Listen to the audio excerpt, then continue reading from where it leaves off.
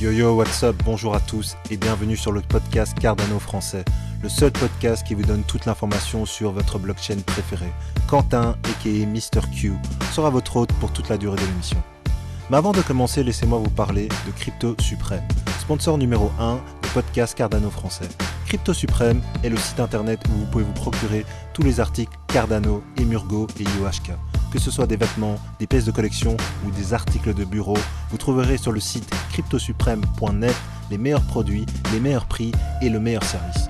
Avant que j'oublie, aucune information donnée dans le podcast ne doit être prise comme un incitatif à investir dans le projet Cardano. Il est toujours mieux de faire ses propres recherches avant d'investir dans n'importe quel placement financier.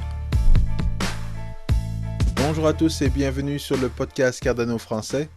Aujourd'hui, j'aimerais aborder avec vous un très sérieux sujet, la question qui divise deux écosystèmes, le monde des crypto-monnaies et le monde des affaires qui veulent utiliser la technologie blockchain. Ce podcast est basé sur la vidéo de Charles Hoskinson, dont vous trouverez le lien dans la description. Il y a probablement beaucoup de personnes qui s'interrogent sur la différence entre les deux mondes.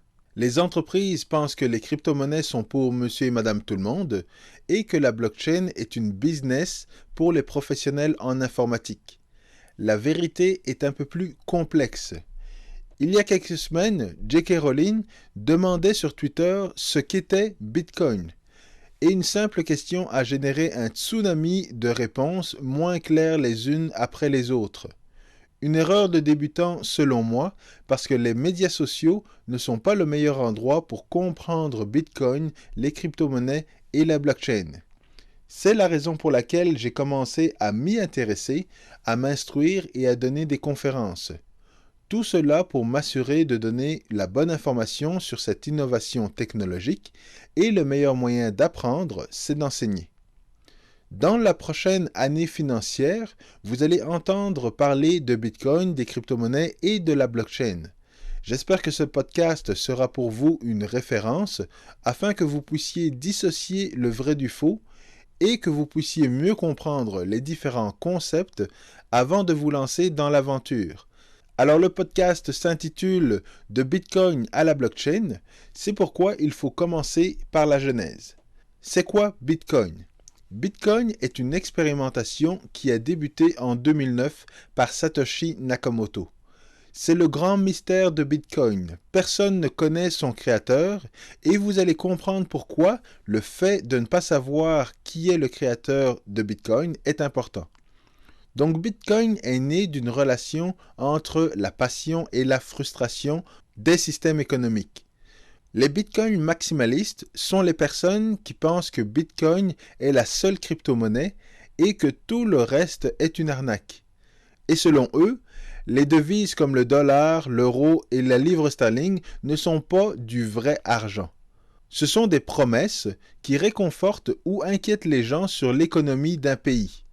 Le franc belge ou le franc français ont existé il y a quelques années avant que l'euro ne soit créé pour entrer en compétition avec le dollar américain. Mais n'allons pas trop dans les détails, gardons le focus sur Bitcoin.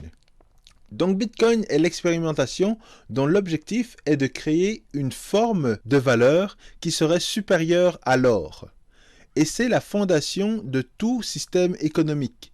Est-ce que les devises que nous utilisons chaque jour sont en mesure de garder de la valeur ? Si oui, pourquoi est-ce qu'elles en perdent à chaque année ? Alors que d'autres formes d'argent, comme l'or ou d'autres actifs, conservent ou gagnent de la valeur avec le temps. Mais qu'est-ce que l'argent ?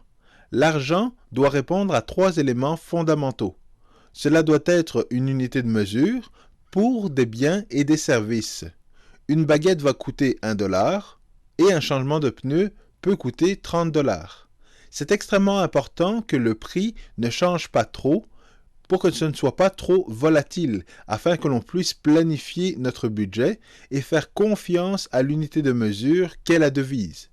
Le deuxième élément est le moyen d'échange. C'est donc l'intermédiaire que les parties vont utiliser pour faire des affaires.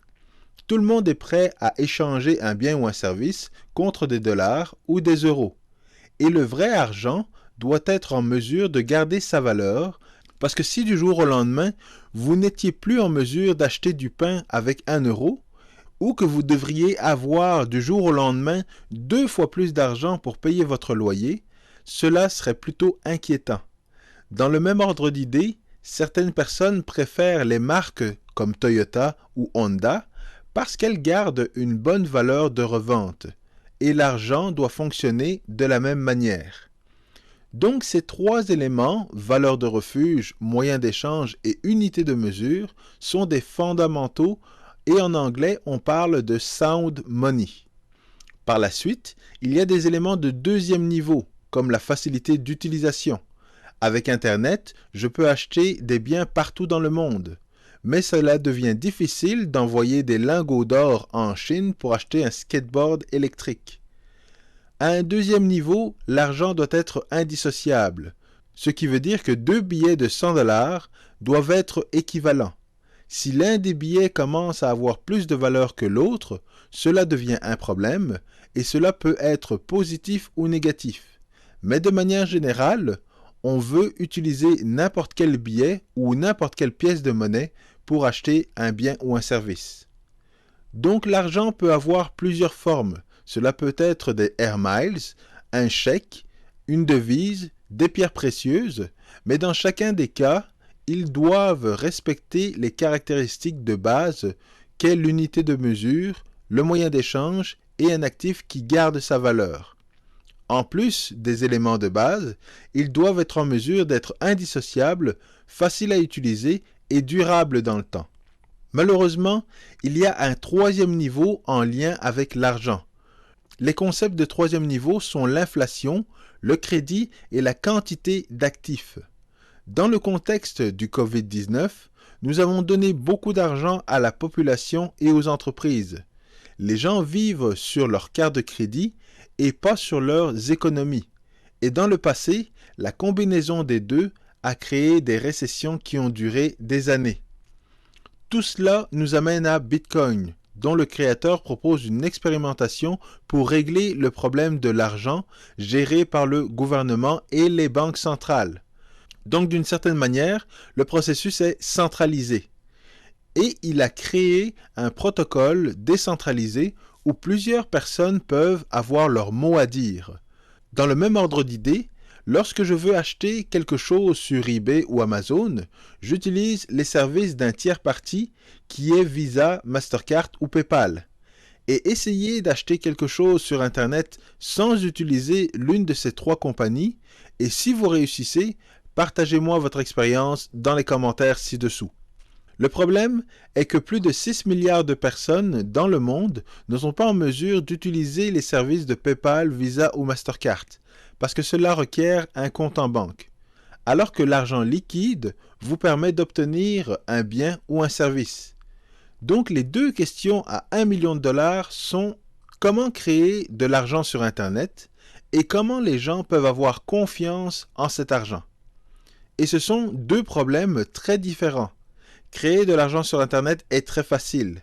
Faire en sorte que les gens utilisent cet argent est une autre paire de manches. Et cela définit toute l'expérimentation de Bitcoin. Satoshi a été en mesure de créer une monnaie digitale que beaucoup de monde sont prêts à accepter contre un bien ou un service. Tout cela en utilisant des technologies existantes comme la décentralisation, la cryptographie asymétrique, le protocole Proof of Work et bien d'autres choses. Donc même si la majorité des gens sont conscients que l'argent ne pousse pas dans les arbres, peu de personnes comprennent que les gouvernements créent de l'argent qui n'a pas de valeur et qui risque de poser un problème dans le futur. Et Bitcoin propose une avenue différente où les politiques monétaires sont gérées par un programme informatique transparent et qui peut être modifié avec l'accord de la majorité des participants, ce qui est objectif et prévisible. Donc tous ces éléments sont importants à comprendre pour juger l'intérêt de Bitcoin et critiquer les Bitcoins maximalistes. Et pour ceux qui pensent que Bitcoin est problématique et n'a pas d'avenir, il est essentiel de réaliser que depuis 2009, Bitcoin est la crypto-monnaie ayant la plus grosse capitalisation. Donc actuellement, rien n'est plus important que Bitcoin dans l'écosystème des crypto-monnaies et de la blockchain. Maintenant, Bitcoin existe, mais ce n'est pas une finalité. Il y a plusieurs autres cas d'utilisation dans lesquels nous pourrions utiliser la technologie blockchain. Lorsque vous achetez quelque chose sur eBay, le vendeur ne se soucie pas que vous ayez l'argent ou pas. Il fait confiance à PayPal, Visa ou Mastercard. Mais disons que vous voudriez éviter d'utiliser ces intermédiaires qui prennent entre 5 et 15% de commission sur une transaction. Ce serait important de valider que la personne qui doit vous payer possède le montant de la transaction. Et pour cela, nous avons besoin de la traçabilité et d'un minimum d'informations sur l'émetteur et le destinataire. Et il se trouve que ces problèmes peuvent être résolus par la technologie blockchain qui est en mesure de stocker des transactions de n'importe quel type, monétaire, soins médicaux, propriété intellectuelle et plus encore.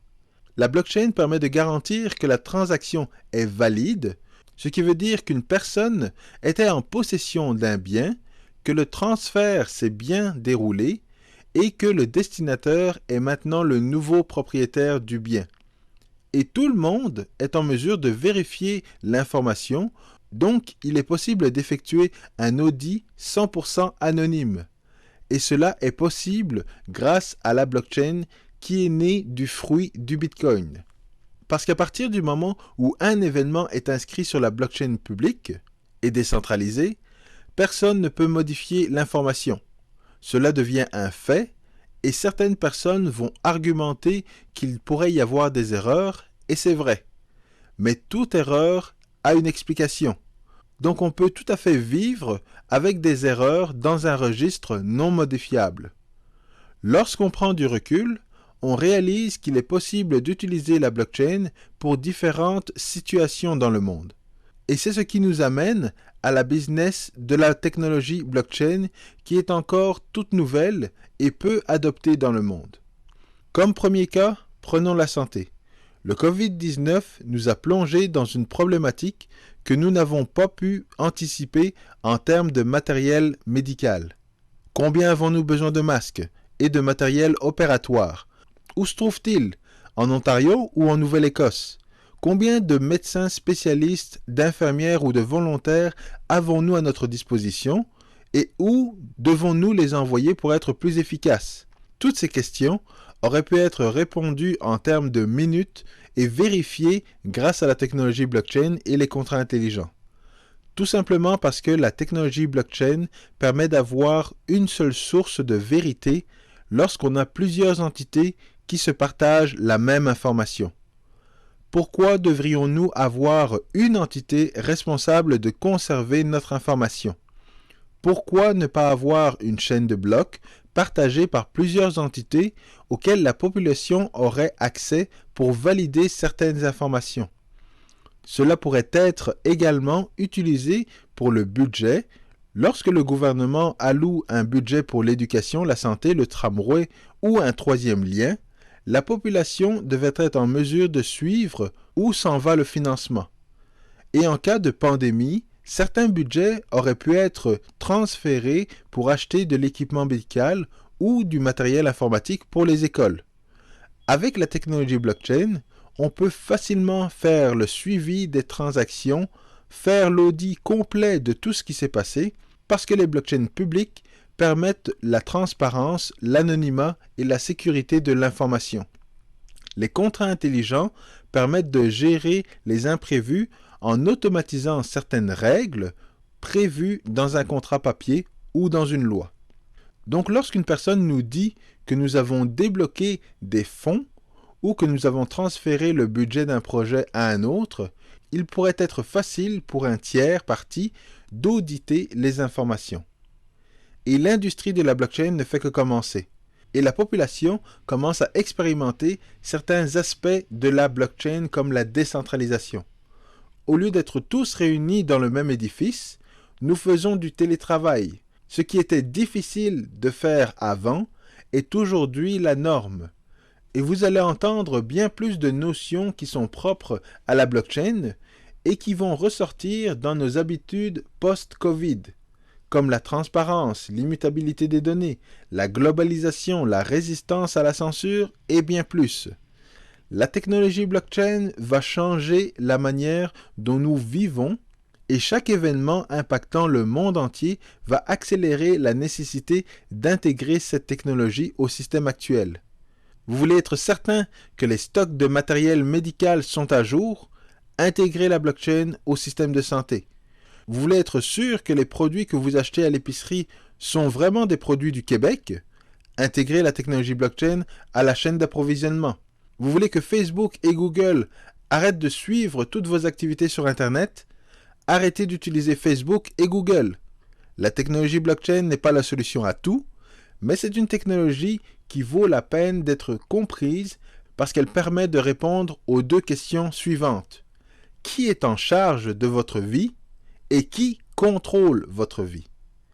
La réponse à la première question est facile. Vous êtes en charge de votre vie. La réponse à la deuxième question devrait être personne. Et c'est exactement l'objectif de l'expérimentation de Bitcoin. Bitcoin a commencé en voulant prouver qu'un système informatique n'appartenant à personne serait en mesure de retirer un certain contrôle aux banques. Et aujourd'hui, vous pouvez utiliser Bitcoin comme de l'argent sans utiliser du cash et sans passer par votre compte en banque. La blockchain et les contrats intelligents vont permettre de créer le même genre de système dans d'autres secteurs d'activité. Mais comme toute nouvelle technologie, il y a toujours des sceptiques et des personnes qui vont minimiser l'impact de l'innovation. Et c'est correct, parce que ça prend toujours un groupe de réfractaires au changement pour démontrer l'innovation. Le changement n'arrivera pas du jour au lendemain, mais par vagues. Et on dit souvent que le meilleur moment pour investir dans une nouvelle technologie était hier, le deuxième meilleur moment est aujourd'hui. J'espère que cela vous a permis d'un peu mieux comprendre Bitcoin et la technologie blockchain. Si vous avez aimé le vidéo, n'oubliez pas de cliquer sur le bouton like, de partager l'épisode et de vous abonner à la chaîne YouTube. Et moi, je vous dis à la semaine prochaine. Bonne semaine. Peace.